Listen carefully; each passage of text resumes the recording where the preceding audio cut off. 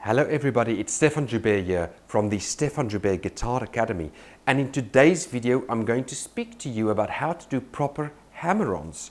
In the previous video, if you've watched the series, you will see that I've spoken about doing proper pull-offs. Now we're going to look at proper hammer-ons.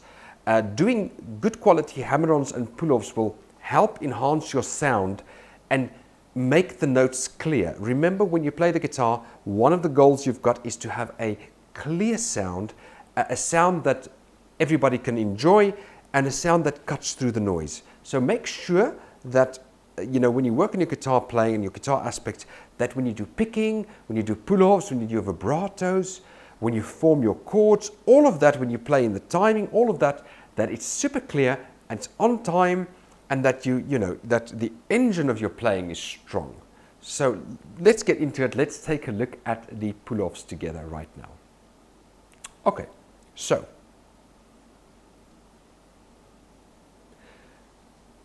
let's get into it. Let's take a look at the hammer-ons right now.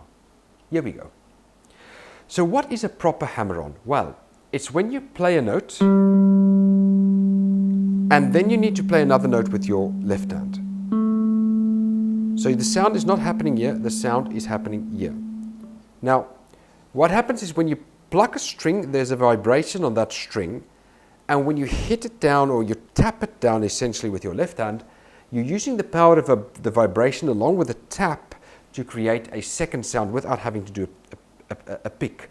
Now remember, with tapping guitar, you can do that without even having a prior sound. So it's possible to do that without a prior sound. You don't need to have a ringing sound then to have a hammer. You could just have a straight hammer. But it's easier when there is a plucked note. So the first thing I would say with hammer-ons is you want to come straight down onto the fingerboard. So I'm going to do from fret 5, I'm going to hammer on to fret 7. So you put a little bit of effort in, you just come straight down. When you come straight down, that's when the sound is there.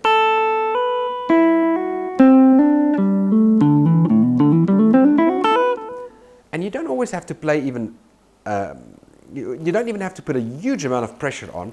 Put some pressure on, but it doesn't have to be a massive amount. So basically, you play the note and you come down on it. I do like to sometimes come down a little bit higher if I can, to get the sound to sound properly, or to ring properly. But it's important to work on your hammer-ons that the sound is clear. And that's by really making sure that, with the left hand, you're coming down, straight down onto it. Because if you do something like this, you're not going to get a sound. It's going to really come straight down.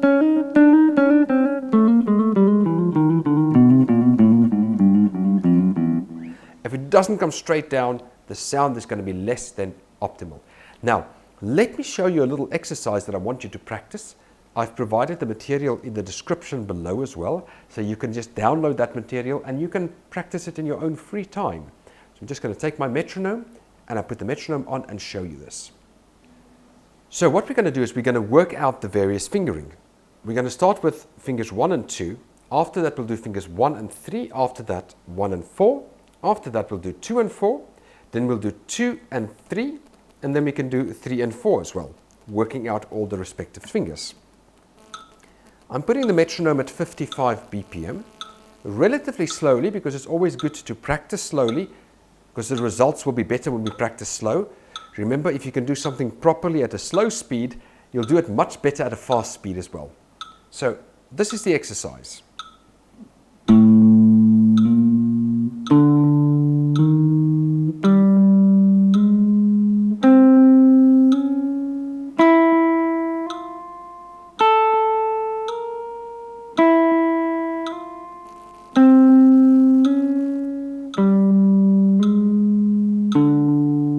Nice and slow, just on the metronome. That was using fingers 1 and 2.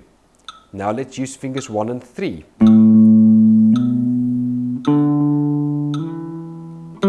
And don't overdo anything. If you feel tension, take a small break.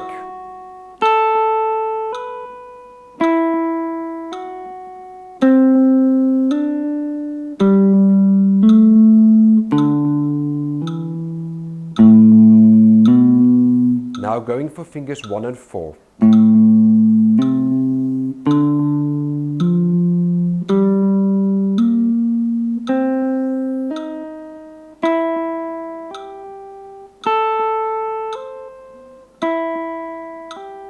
Remember, this is all part of giving yourself a good motor, a good engine in your car, so that when you perform the stuff you want to perform, you can execute it. That's the goal. Next up, we're going to do finger 3 and 4. Sorry, 2 and 3. 2 and 3. 2 and 3 is a bit harder, but it's good to work out these more difficult combinations as well. Just nice on the tempo, backwards and forwards.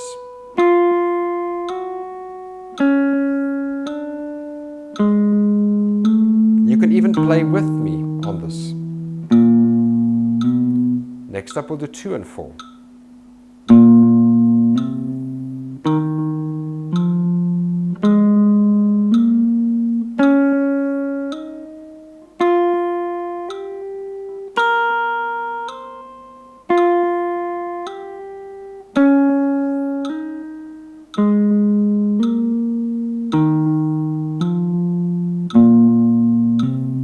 And now we'll go for the more difficult combination, which is finger 3 to finger 4.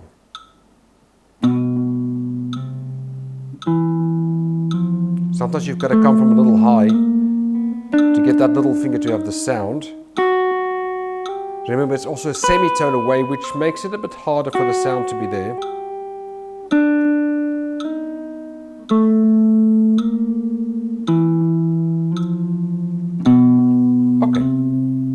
And now one more thing I'll leave you with is a little bit of tapping guitar. What we'll do is we'll tap out position 1 to position 3 using the metronome markings, the metronome tempo. So we're going to go position 1, position 3. Position 1 left hand, position 3 right hand. Position 1 left hand, position 3 right hand.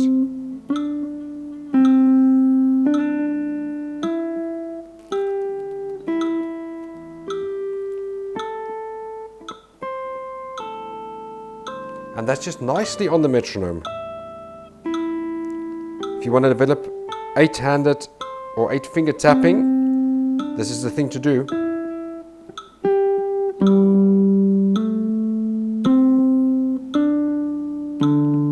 Sometimes you might need a bit of higher volume actually to get the sound to come out nicely. And this instrument here, the setup is not perfect for tapping. You want to have the strings really, really close to the neck. But that's a whole nother subject. But you know, when you play, when you do that sort of thing, or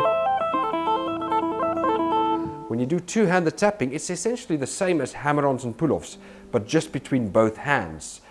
Some of that will be a little bit lighter. But to get it back to what we've been working on, basically, when you practice this, put the metronome on, just be very diligent and just practice your hammer-ons. And make sure that each sound is nice and neat. Everything is clear. So that's it for today's video on hammer-ons. So just make sure that you hammer on straight down onto the string, work out all the different finger combinations. You will find that hammer-ons are easier to execute than the pull-offs. The pull-offs will require a little bit more work, but do work on both of them because both of them are essential elements of your engine. And if you've got a good engine, then you can really do well when you go out and you play a solo or you play with a band or play your favorite song. So thank you once again for listening. I wish you a great day, great evening, great morning, wherever you are in the world. And I look forward to speaking to you in the next video. Please do subscribe. Please do leave me some comments and do share the videos with friends or on social media if you can. And I look forward to speaking to you in the next video. Goodbye.